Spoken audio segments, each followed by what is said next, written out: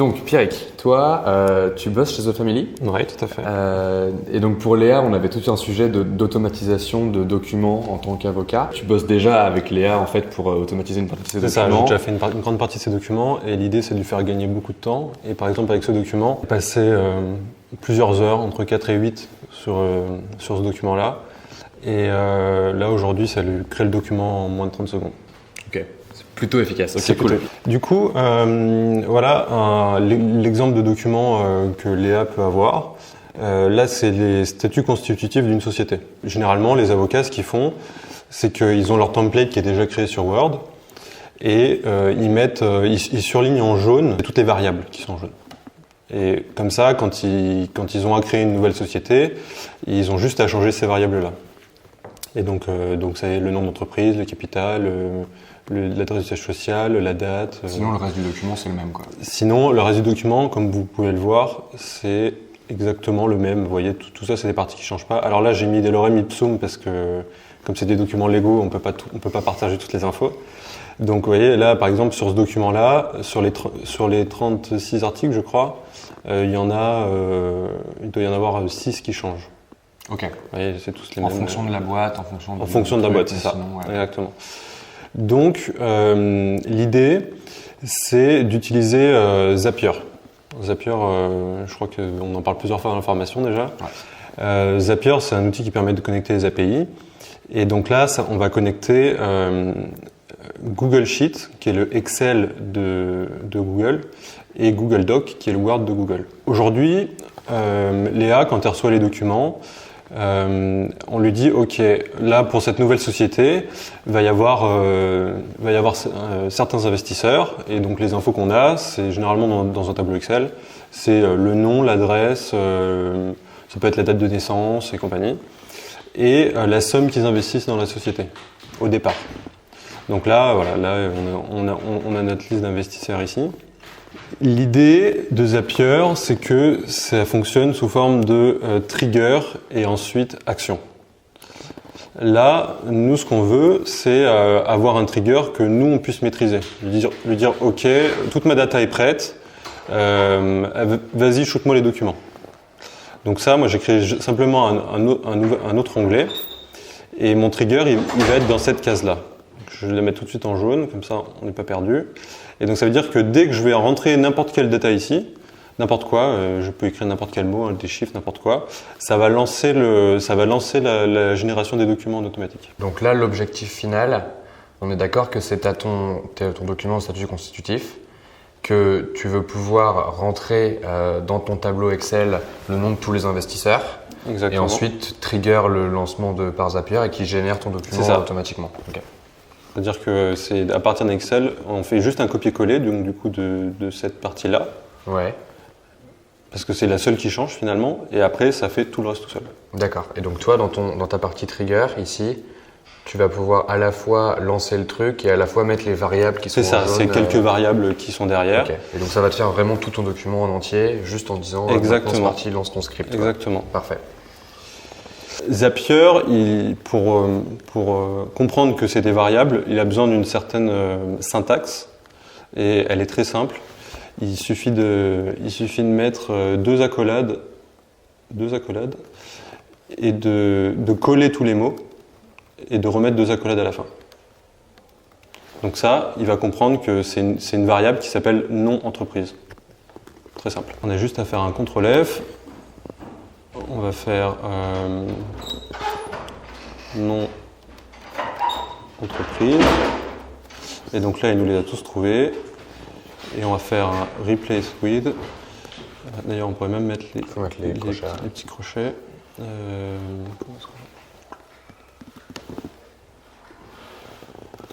Hop. Et on va le remplacer par accolade. Nom entreprise, accolade. Voilà. Et là, replace all. Et normalement, c'est bon. Voilà, il les a tous changés. Ok. Seconde variable, c'est le capital. Donc même opération. Control find. On va faire replace. Et donc là, on prend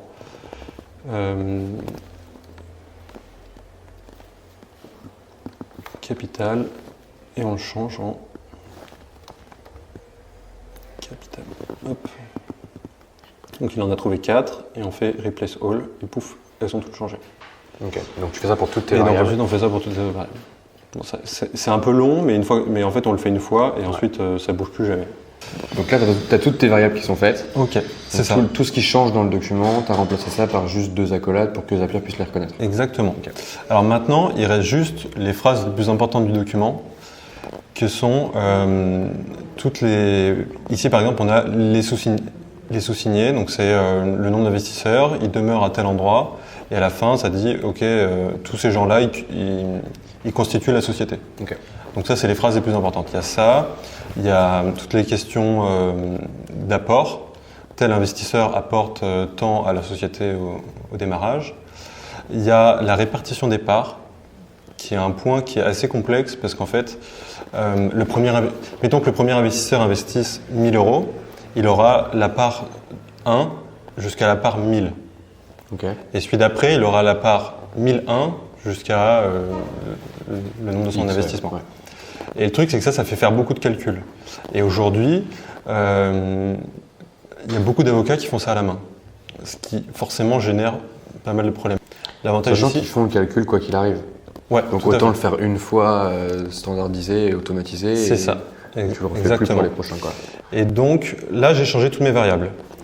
Ce que je vais faire, c'est qu'il faut que je leur donne maintenant exactement le même nom dans mon document, qui est juste là. J'ai tous mes triggers. Ici, j'ai toutes mes variables qui sont ici, qui sont là.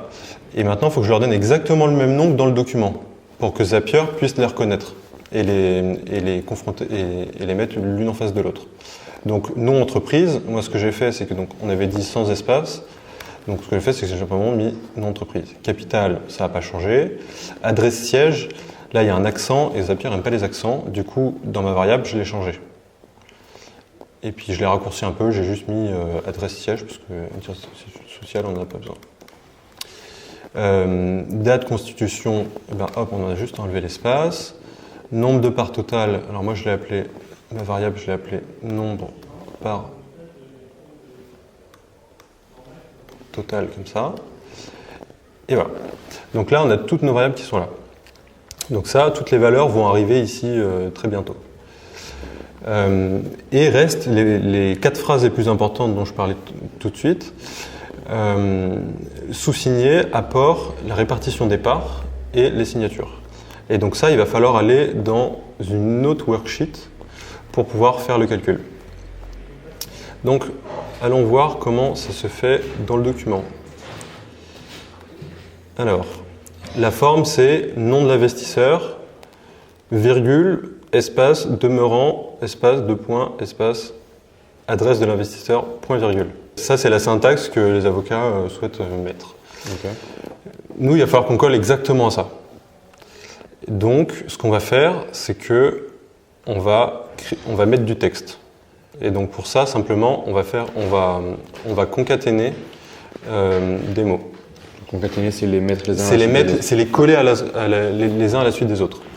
Donc, je vais mettre dans ma première cellule, égale concatenate. Et donc là, il va me dire, OK, qu'est-ce que tu veux que je mette en premier? Moi, ce que j'avais en premier, c'était nom de l'investisseur. Donc je vais aller le chercher dans le tableau qu'on avait.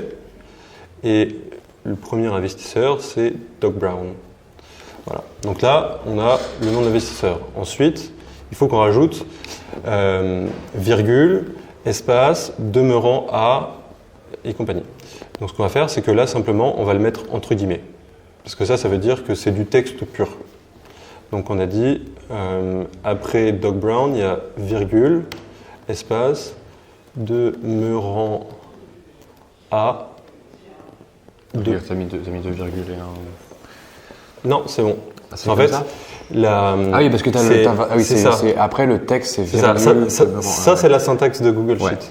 Ouais. Et donc moi, ce que je veux, en fait, là, ma valeur texte, ça va être juste ce qui est sur ligne. Le virgule, il est là. Ouais, voilà. Okay. Et donc là, on rajoute un espace et on ferme. Donc ça, on lui dit, OK, après Doc Brown, de toute façon, regarde, ça le met juste au-dessus, là, l'exemple. Oui, d'accord, ouais. Voilà. Et donc ensuite, après ça, ce qu'on veut, c'est l'adresse. Donc simplement on met une virgule parce que ça lui dit ok, donc il y a le nom, ce texte et encore une valeur. Et la valeur qu'on cherche, elle est juste là, c'est l'adresse. Et donc maintenant, il y a ça. Et après l'adresse, il y avait un point virgule. Il faut y penser. Donc on fait une virgule, on remet des guillemets, ça. Et ensuite, on dit OK. Et voilà, là on a notre phrase qui est déjà toute faite. Et donc après, ce qu'on peut faire, c'est simplement la tirer. Et on descendra autant de fois qu'on a besoin. Ok. La seule chose, c'est que nous, dans notre tableau, ici, c'est sous forme de liste. Il y a numéro 1, numéro 2, numéro 3. Pour faire ça, c'est compliqué à partir de plusieurs cellules de les mettre de les mettre ensuite dans un tableau et que ce soit numéroté sous forme de liste. Donc moi, ce que j'ai fait, c'est que j'ai un peu triché. Donc là, il va falloir qu'on rajoute quelque chose parce que en fait, si on veut tirer la cellule, comme on va voir là, au bout d'un moment, on va avoir un bug. Parce qu'il n'y a plus de données. Parce qu'il n'y a plus de valeur. Ouais. Donc en fait, il va falloir lui dire, OK, si il y a du texte dans la case, donc is text dans la case, donc c'était la première là, Doc Brown, clac, virgule, on concatène, et s'il n'y a rien, virgule, on fait rien. Si on tire, et ben en fait, maintenant, comme il n'y a plus de texte, il affiche rien. Alors, quand je tire, je prends le petit coin et je tire là. Okay. Et ça applique la formule. Ouais. Alors après, comme ça, vous pouvez descendre jusqu'à une centaine. De toute façon, il y a rarement plus de 100. Ouais. Dans ce cas-là, ouais. Voilà. Ok, donc là maintenant, tous ces trucs-là existent.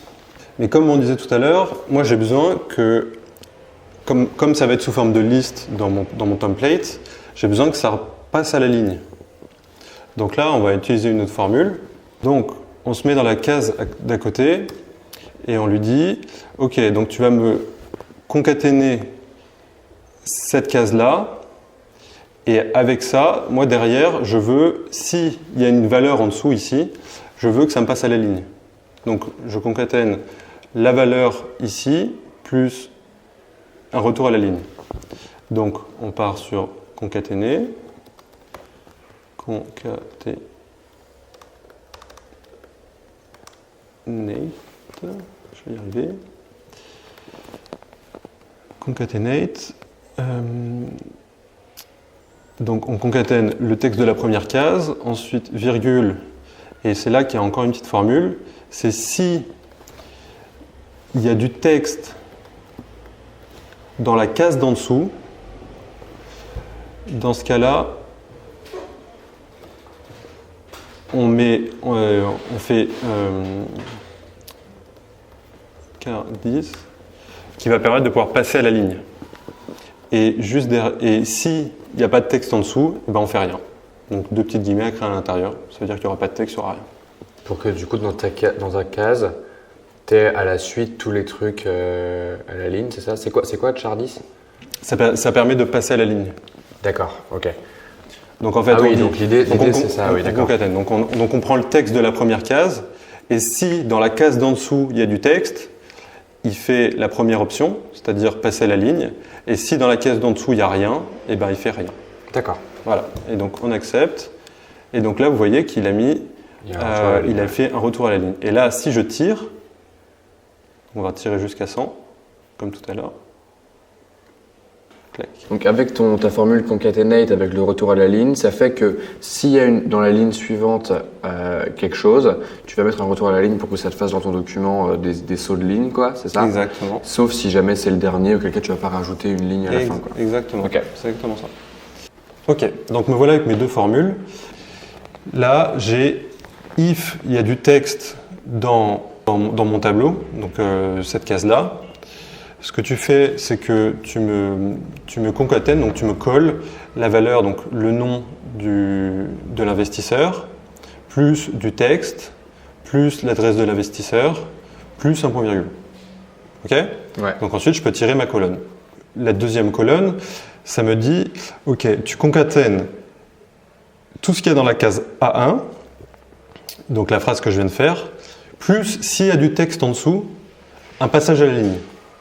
Ce qui fait que là, on a tous des passages à la ligne sur tout cela, sauf le dernier, parce que comme le dernier, il n'y a pas de texte ici, eh ben, il s'arrête directement. Et le truc, c'est que moi, les NA, je n'ai pas envie de les voir à la fin. Donc ce que je fais, c'est que j'ai une toute petite formule qui sert à ça. Et donc je dis if error ici, donc dans cette colonne-là, et if error, pardon, et error, clac.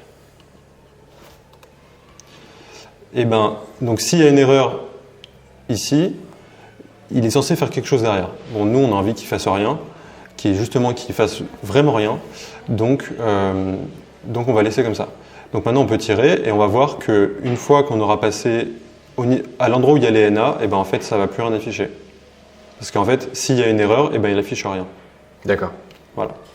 Et donc ça, c'est tous les textes qu'on va vouloir avoir, donc comme je disais tout à l'heure, dans mon tableau ici, les sous-signés. Donc on peut faire le test tout de suite.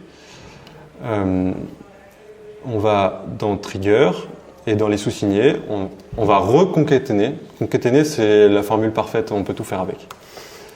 Concatenate. Et donc là maintenant, on n'a plus qu'à choisir les champs qu'on veut concaténer. Et moi, c'est tous ceux de la ligne de la colonne C. Hop, on ferme ma formule. Et voilà, ils sont tous là les uns en dessous des autres. Donc quand on va les ajouter dans le document, eh ben, ils vont tous venir se mettre les uns en dessous des autres. Parfait. Voilà. Alors là, ici, c'était juste un exemple. Donc il faut qu'on enlève ça. Et en fait, ça va devenir notre nouvelle variable. Et c'est ce que nous, on avait appelé dans notre document sous-signé. Donc on a juste à l'ajouter sous-signé. Il n'y a pas d'accent parce que Zapier n'aime pas la. Voilà, donc là maintenant, quand on va le rentrer dans le document, bah, ça va tous les mettre les uns en dessous des autres sous forme de liste. Parfait.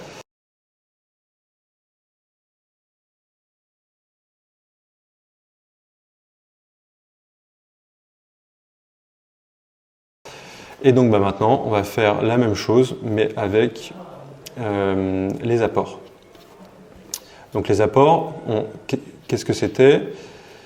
C'était le nom de l'investisseur, apporte à la société, l'investissement qu'il fait et le symbole euro. Bah, voilà, c'est exactement la même chose qu'on va faire. Alors, on pourrait même aller encore plus vite en faisant un copier-coller de cette truc-là. Donc on va faire duplicate ici, et en fait, on va juste changer ce qu'il y a là. Donc on va dire, ok, s'il y a du texte dans la colonne, tu me concatènes donc le nom de l'investisseur, et là on va juste changer le texte qui est là, et on va dire apporte à la société la somme de. Et donc là maintenant on a besoin d'avoir un chiffre en particulier qui est la somme apportée par l'investisseur. Donc ce qu'on va faire, c'est que on va aller la chercher directement. Moi je vois que dans mon tableau c'est C2. Donc on va juste faire la petite modification. Ici c'est C2. Boum. Et donc là normalement il y a tout qui va se concaténer. Clac. Ah, il nous a manqué, vous voyez, un petit espace ici. Donc on va juste corriger. Il faut rajouter un espace ici. Somme 2. Et il manque le petit symbole euro. On va rajouter tout de suite. Euro. Et voilà. Et ça, c'est déjà fait. Parfait. Donc là maintenant, tu as deux onglets. Un pour générer tes sous-signés et un pour générer tes signatures, c'est ça ? C'est ça. Il ne reste plus qu'à tirer la formule. Clac, clac, clac. Et voilà, et donc là on a déjà notre tableau qui est fait. Et donc on va retourner dans notre trigger, et là on a juste à faire égal concatenate encore. Et on va aller chercher la colonne qui va bien, qui est celle-ci. On fait ça, et pouf, ça arrivait directement. Alors là, on va passer à la partie qui est peut-être la plus compliquée, c'est de la répartition des parts. Ce qu'on va faire, c'est qu'on va repartir de apport, on va redupliquer, comme ça nous évite d'avoir à retaper toutes les formules. Et on va l'appeler répartition par. Ok. Donc là, voyons quelle forme ça prend. Ça prend nom de l'investisseur, 2 points, nombre de parts et part numérotée de X à Y. Donc c'est par exemple Doc Brown a 1500 parts, numérotées de 1 à 1500. Le nombre de parts totales, on l'a déjà, parce que c'était une des variables qui avait un tout petit peu plus haut. Et la valeur d'une part, on l'a déjà, parce qu'ici c'est 1 euro. C'est marqué en brut dans le texte, parce que généralement c'est un truc qui ne change pas trop. Du coup, on sait qu'une part égale 1 euro. Donc là, on ne va même pas s'embêter, on va partir du principe que l'investissement qu'il fait, c'est le nombre de parts qu'il a dans la société. Le nombre de parts qui, ici, c'est très simple, parce que le nombre de parts qu'il y a, c'est 30 000. Ok. Voilà. Donc, ce qu'on peut faire maintenant, c'est on retourne dans répartition par, et on va changer un peu tout ce qui est là. On va se mettre dans une colonne un tout petit peu plus loin et on va faire les calculs des parts. Donc on a dit que le premier, il avait la part numéro 1 jusqu'à la part, Numéro son investissement. numéro son investissement. Non, numéro son investissement, parce que c'est une question d'intervalle. Oui, exact, ok. Voilà. Et le second, du coup, il a la part d'après, donc plus 1, et ici, c'est plus, et donc jusqu'à la part son investissement. Donc 2500. La part, en fait, c'est ça plus son investissement, qui est ça. Ok. Son investissement, et donc du coup, là, on voit qu'il y a un problème, parce que lui, il investit 1000 parts, et là, on se retrouve avec 1001 parts. Donc en fait, ici, il faut faire moins 1. Pourquoi? Parce que c'est toujours une question d'intervalle. Et donc maintenant qu'on a ça, il n'y a plus d'erreur possible. Alors, il ne faut pas tirer à partir de la première, parce que la première, elle est fixe. Il faut tirer à partir des autres. Et donc là, maintenant, il n'y a plus qu'à tirer jusqu'à beaucoup. Hop. Et donc là, ensuite, forcément, ça se cumule.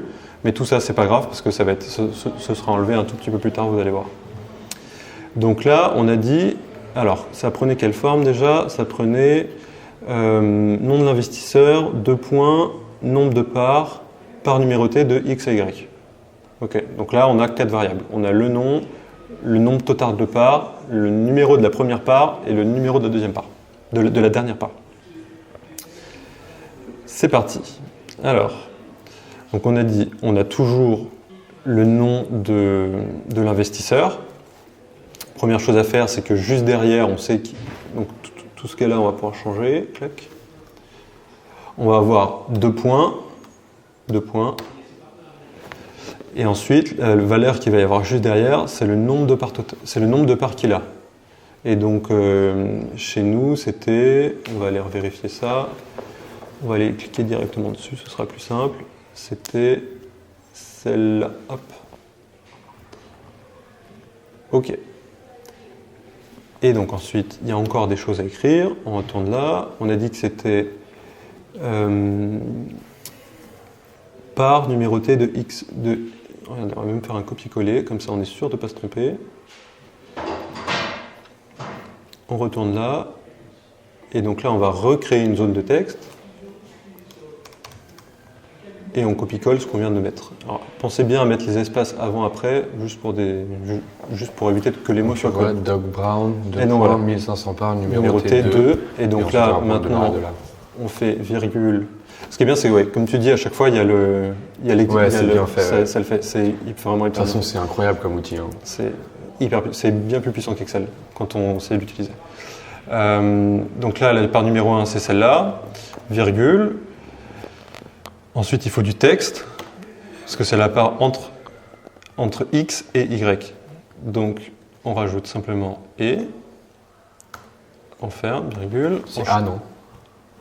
Ah, c'est peut-être A, oui, en effet.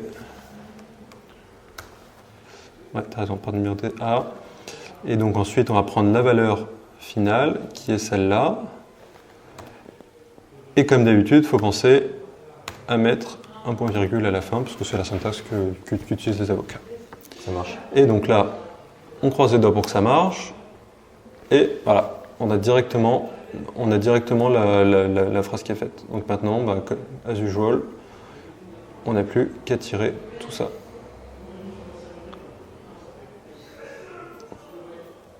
Clac. Et voilà, tout ça c'est fait. Et donc, on a bien, comme on disait au final, les 30 000 parts. Effectivement. Donc, maintenant, on peut retourner dans Trigger. Dans la case répartition des parts, on n'a plus qu'à faire comme tout à l'heure. Concatenate. Et puis, on va aller chercher la colonne qui va bien, qui est celle-là. Et on ferme. Et voilà, toutes les parts sont mises. Et maintenant, les signatures, il n'y a rien de plus simple. On va créer une nouvelle page qu'on va appeler signature. Et les signatures, qu'est-ce que c'est? C'est simplement les noms des actionnaires de la société qui sont placés les uns en dessous des autres. Donc là, on est juste à... Ouais, c'est la même chose, quoi. On pourrait même faire un concatenate plus simple que ça. Et donc là, on va faire égal ça. On va tirer. Et comme d'habitude, il va falloir qu'on passe à la ligne. Donc on va simplement faire un copier-coller de la formule qui est là. Et on va la coller ici. Et voilà. Déjà, ça vous a mis Doc.round avec le passage à la ligne comme d'habitude. Là, jusque-là, il n'y a rien qui change. Et on a besoin de rien de plus. Donc on a juste à la tirer plus ou moins à l'infini. Et voilà, on a directement tout ce qui est là. Et donc, on retourne encore une fois dans Trigger. On fait concatenate. On choisit la colonne qui nous arrange bien. Et voilà. Et il y a tout. Et il y a tout. Et donc, maintenant, ce qu'on peut faire, c'est remplir les quelques dernières données qu'il va falloir qu'on remplisse. Donc, le nom d'entreprise au hasard, on va l'appeler ça coup d'état. Au hasard. Au hasard. Et il y a des investisseurs stylés chez coup d'état. Capital, c'était la somme qu'on a fait tout à l'heure. Bon, là, on va pas s'embêter à faire une somme, on va directement mettre 30 000 parce qu'on a fait le calcul tout à l'heure. Ça, c'est plus simple de le faire à la main, on perd moins de temps.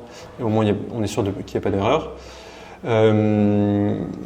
L'adresse, on va mettre ici, c'est 25 rue du Petit Musc. Du Petit Musc à Paris. Date de la Constitution, ce sera, on va dire que c'est le 1er janvier 2019. Et le nombre de parts totales, c'était le nombre qu'on avait tout à l'heure. Donc comme on a dit qu'elles étaient toutes des parts de 1, c'est exactement le même nombre que pour le capital. Donc c'est 30 000. Voilà, donc parfait. Ça, c'était la partie sûrement la plus compliquée. Donc là, c'est vraiment tout. Donc si on récapitule, je peux? Bien sûr.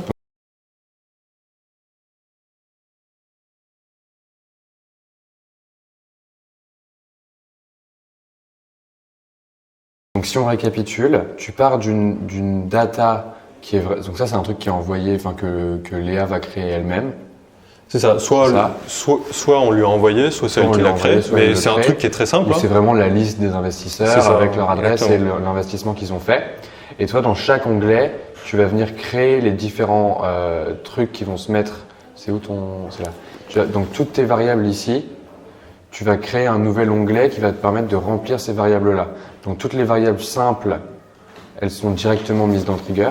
Donc là où c'est nom entreprise, il n'y a rien à créer de spécial, il faut juste écrire le nom, etc. Exactement. Et toutes les variables complexes, genre je sous-signé, machin, avec tous les noms à la ligne, etc. Tu vas créer un onglet qui permet de faire les calculs et d'avoir finalement le texte qui est le texte complet dont tu as besoin dans ton document. Exactement. Ok. Et après, une fois que tu as ça, il n'y a plus qu'à trigger Zapier pour que ça aille remplir ton document. Exactement. C'est maintenant que la magie opère. Et donc, on va passer sur Zapier. Zapier, comme je disais tout à l'heure, c'est trigger action. Nous, on a dit que le trigger, c'était cette case-là. C'est-à-dire que dès qu'on rentre n'importe quoi dans cette case, ça va lancer Zapier. Donc, nous, notre trigger, c'est Google Sheets. Et qu'est-ce qu'on veut derrière? On veut que ça remplisse un Google Doc. Donc, on va simplement Google Doc, Google Docs, clac. Et donc, qu'est-ce que je veux que ça fasse? Je veux que dès qu'il y a une nouvelle ligne qui est mise à jour, donc update ici, ça va lancer create a document from text. Donc ça va créer finalement un template. Et on va faire use Zap. Hop. Donc là, ça ouvre l'interface de création de Zapier. Donc voilà, vous arrivez là-dessus, Google Sheet, New Row, clac. Là, vous connectez bien à votre compte. Donc moi, c'est Pierrick, clac. Voilà, et à partir de là, vous allez lui dire, OK, moi je veux que ce soit dans un spreadsheet particulier, et moi c'est le spreadsheet qui s'appelle Data for Template, Kudeta Anyone Can Scale. La worksheet, nous on a dit que c'était donc dans la worksheet Trigger, donc celle-ci. Et là il nous dit, OK, donc quelle est la colonne exactement qui va être le déclencheur? Nous, on en a setup une déjà, et c'est la colonne que j'ai appelée Trigger simplement. Et donc, on va la choisir, c'est la colonne Trigger, voilà, juste la colonne A. Voilà, et donc là, continue. Donc là, il est parti chercher l'information qu'il y avait, et ça va nous permettre de pouvoir tester. Donc, continue. Clac. Donc ce que je veux, c'est un Google Doc. Ah, alors là tout à l'heure il nous proposait from text. En fait, nous ce dont on a besoin, c'est from template. Et vous voyez, il vous met bien dans les explications qu'il faut bien la nomenclature accolade, accolade, non, accolade, accolade. Ok. Donc on choisit ça, clac. On continue. Donc c'est bien connecté à mon Google Doc. Et donc là maintenant, on va simplement aller chercher tout d'abord le document. Alors moi j'ai une petite astuce qui permet juste d'aller un tout petit peu plus vite. C'est vous faites custom value et vous allez chercher sur votre document. En fait, l'ID du document, elle est unique partout dans le monde. C'est la seule ID que vous avez pour votre document. Et en fait, c'est celle qui est ici. Ça, c'est une petite astuce que m'a donné le support de Zapier quand j'ai pas réussi à le faire. Parce que sinon, tu dois chercher dans tous tes documents Google Docs depuis le truc Zapier. C'est ça. Ouais. Et en fait, au bout d'un moment, la machine elle peut se prendre les pieds dans le tapis. D'accord. Et donc ça pose problème. Là, l'ID, je sais laquelle c'est parce que c'est généralement celle qui est entre ces deux slash. Et après, il y a juste edit derrière qu'il ne faut pas prendre. Et c'est exactement pareil pour Google Sheet. L'ID, c'est celui-là. Vous voyez, il y a encore Edit, donc vous savez que c'est tout ce qu'il y a avant. Voilà. Document name, eh ben, on va l'appeler par exemple statut constitutif. Et donc là, maintenant, on va mettre une variable. Comme ça va pouvoir nous permettre de mettre le nom de la boîte à chaque fois.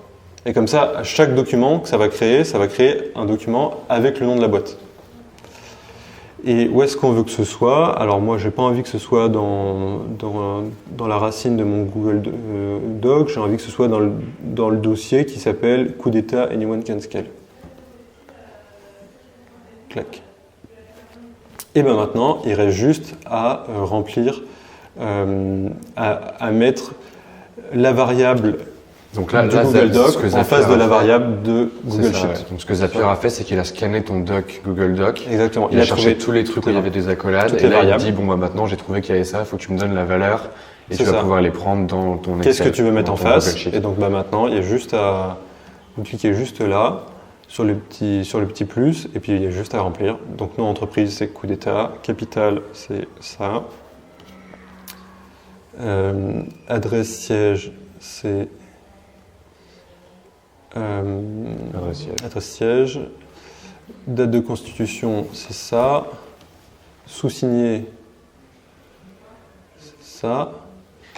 Nombre de parts totales, c'est celui-là. Et là, on se rend compte qu'il nous manque 3 variables qui sont apport, répartition part et signature.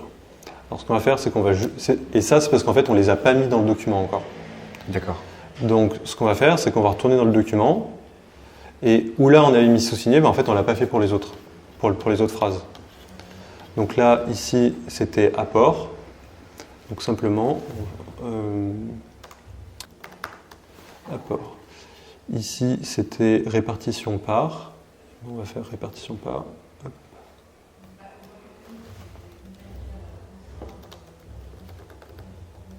Alors, attention, il ne faut pas mettre les accents. Je vais y arriver.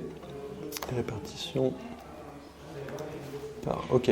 Et donc là, maintenant, les etc., il faut les enlever parce qu'on n'en a pas besoin. Sinon, ça va apparaître dans votre document et ça ne va pas faire très pro. Et là, tu laisses tes bullet points? Exactement. Ici, il va falloir les enlever. Okay.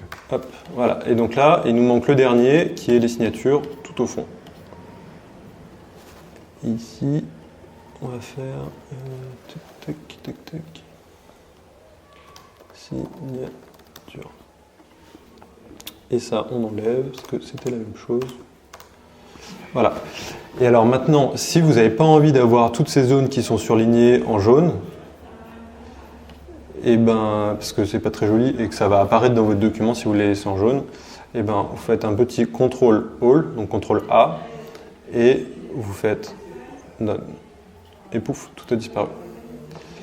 Et donc on retourne dans Zapier, et là vous voyez que finalement, ben, comme il manquait des variables, et ben, il les a pas captées.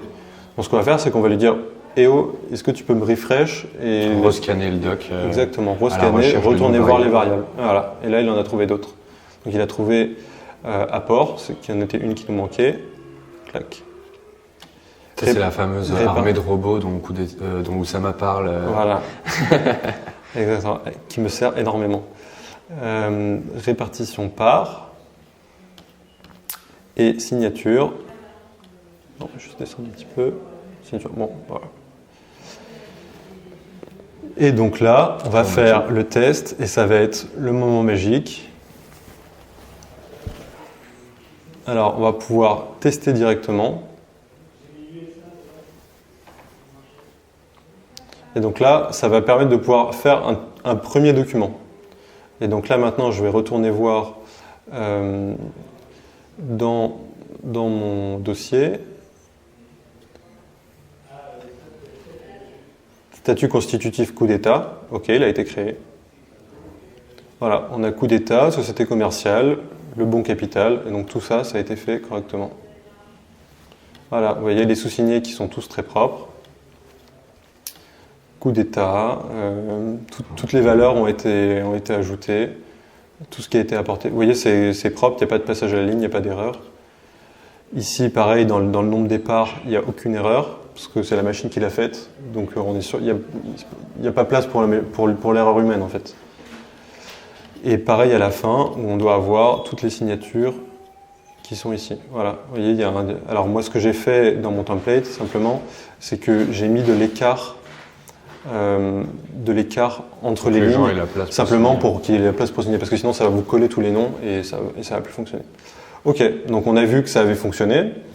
Ce qu'on va faire, c'est que du coup là c'était simplement le test de Zapier.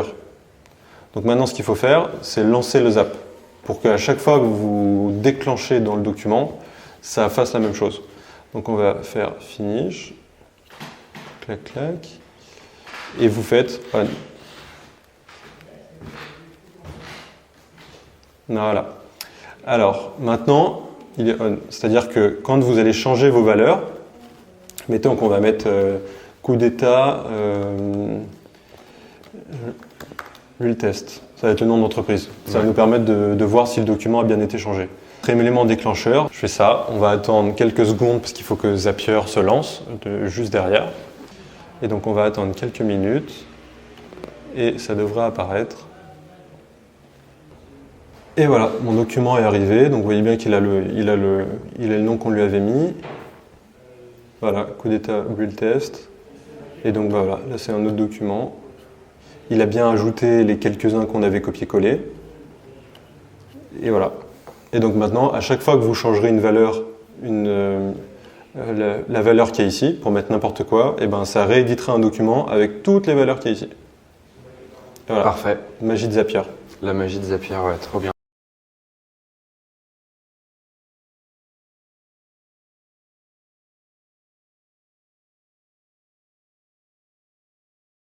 Et donc du coup, ça c'est un mécanisme qu'on peut reproduire à tous les autres documents.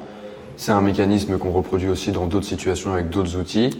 Zapier, c'est un outil hyper puissant en fait. Genre fondamentalement, moi c'est un des trucs que je préfère. Genre, c'est incroyable parce que ça te permet de coder sans coder. Exactement. Et d'avoir vraiment des automatisations et donc tu peux tout suivre et tout. Enfin, ça vaut vraiment le coup de, Et donc là, de se pencher dessus, quoi. Voilà. Là, vous voyez qu'ici, il a fait une tâche qui était créer un nouveau document à partir d'un quand une nouvelle case est remplie. Et donc là, il vous explique exactement ce qu'il a fait. Vous voyez, data in, donc tout ça, c'est ce qu'on a rentré. Data out, c'est le document qu'il a créé. Voilà. Trop bien. Et voilà. Et il te donne le nombre de tâches et tu payes au nombre de tâches. C'est ça. Bah écoute, lourd. Bah, j'espère que ça ira. Check-moi ça, mec, c'est lourd. Trop bien. Trop bien. Voilà. Bah merci beaucoup. Bah, du Carsten.